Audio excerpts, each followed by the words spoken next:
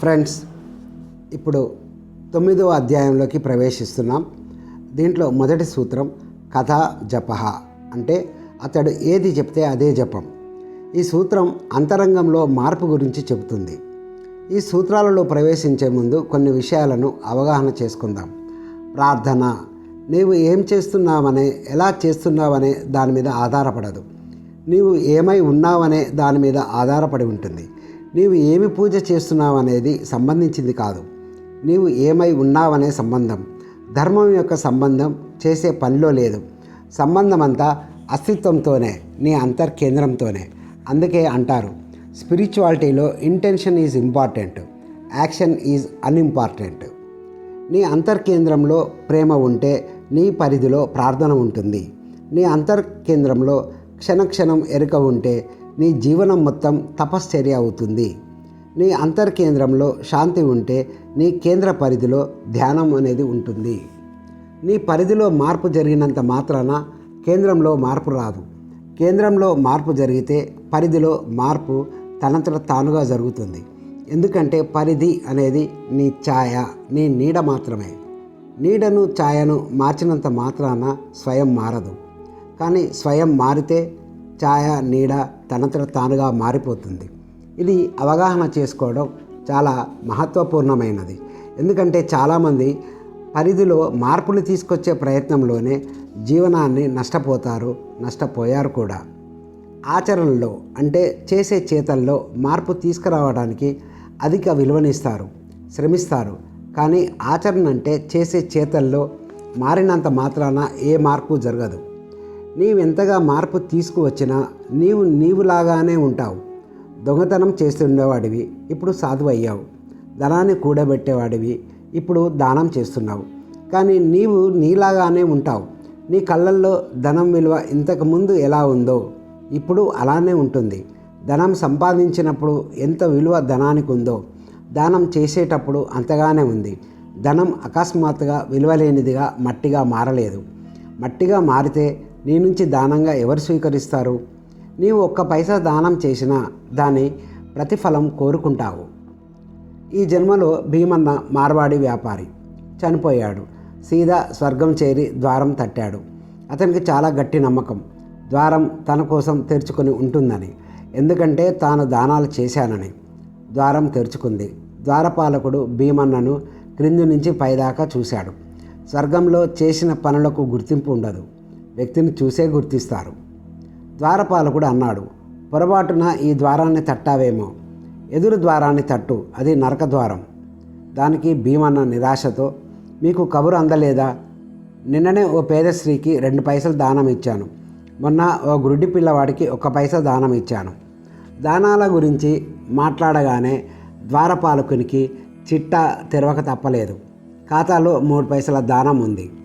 ద్వారపాలకుడు చింతలో పడ్డాడు. ఇంకా నువ్వేమైనా చేశావా అని అడిగాడు.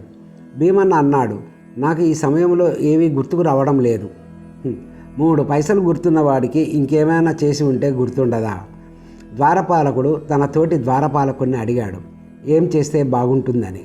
రెండవవాడు ఏమీ మాట్లాడకుండా తన జేబులోంచి 3 పైసలు తీసి భీమన్నకిచ్చి ఎదురు ద్వారాన్ని తట్టమన్నాడు. పైసలతోని ఎప్పుడైనా స్వర్గద్వారాలు తెరుచుకుంటాయా? ధనాన్ని పట్టుకొని దానం చేసిన నీ మూలంలో రూపాంతరం కాదు, చేసే చేతల్లో మార్పు రాదు. అంతరంలో క్రాంతి, మార్పు రావాలి. అంతరంలో మార్పు వస్తే బయట దానంతట అదే మార్పు వస్తుంది. ఈ సూత్రం అంతరంగ మార్పు గురించి. ఒక్కో సూత్రాన్ని అతి శ్రద్ధతో ధ్యానపూర్వకంగా అవగాహన చేసుకుందాం. ఈ సూత్రాలు ఒక చిన్న నిప్పు కణం నీలో పడితే అదో అగ్నిజ్వాల వలె అవుతుంది. దీనికి నీ లోపల కొంచెం ఎండిన ఇంధనం ఉంటే చాలు, అగ్నిపర్వతంలా పేలిపోతుంది. నీ లోపల తడి ఉంటే నిప్పురవ్వ పడుతుంది, కానీ ఆరిపోతుంది. నీ కఠినం నీకు సత్యం లభించదని కాదు, నీవు సత్యాన్ని కూడా ఆర్పివేసే కుశలత నీలో ఉంది. నీవు నీకెంతగా తెలుసు అన్నది ఉన్నదో ఆ జ్ఞానమే లోపల మందుగుండును తడిగా ఉంచుతోంది. అందుకే అది పేరడం లేదు. నీకు తెలుసు అనుకుంటున్న జ్ఞానంతో బేహోష్ అయి ఉన్నావు. నాకు తెలుసు అన్నది దీనికి మించిన మత్తుపానీయం ఇంకోటి ఏదీ లేదు. చాలా అహంకారాన్ని కలగజేస్తుంది. ధనం కూడా నీకు ఇంత అహంకారాన్ని ఇవ్వదు.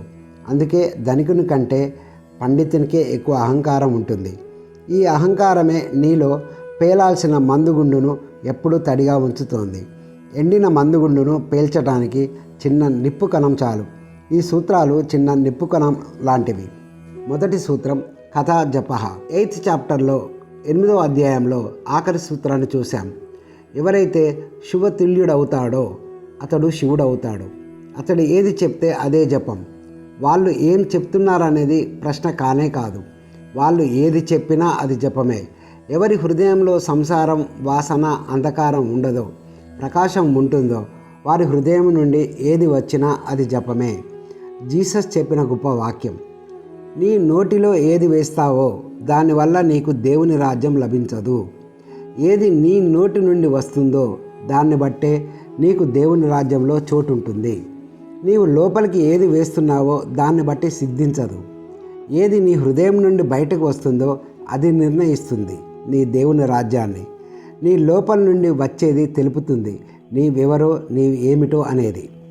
శివతుల్యుడు ఏ జపము చేయడు, కానీ అతడు ఏది చేస్తే అదే జపం.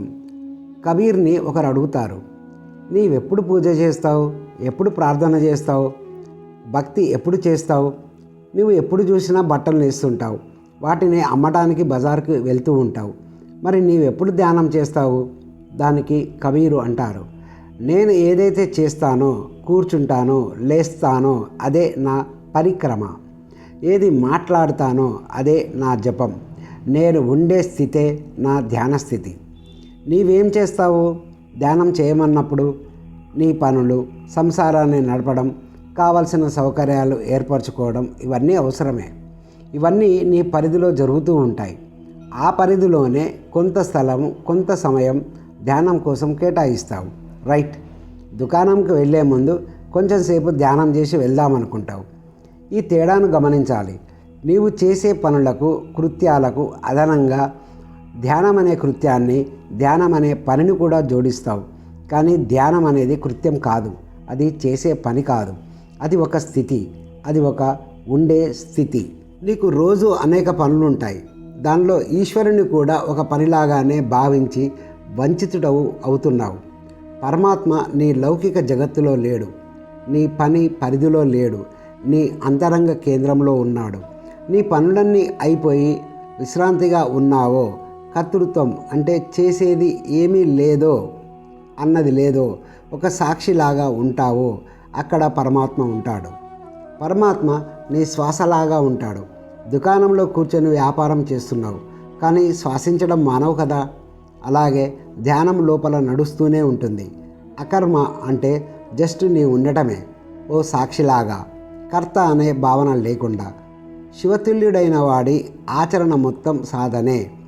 సాధన అని కూడా అనలేం, ప్రత్యేక సాధన అవసరం లేదు.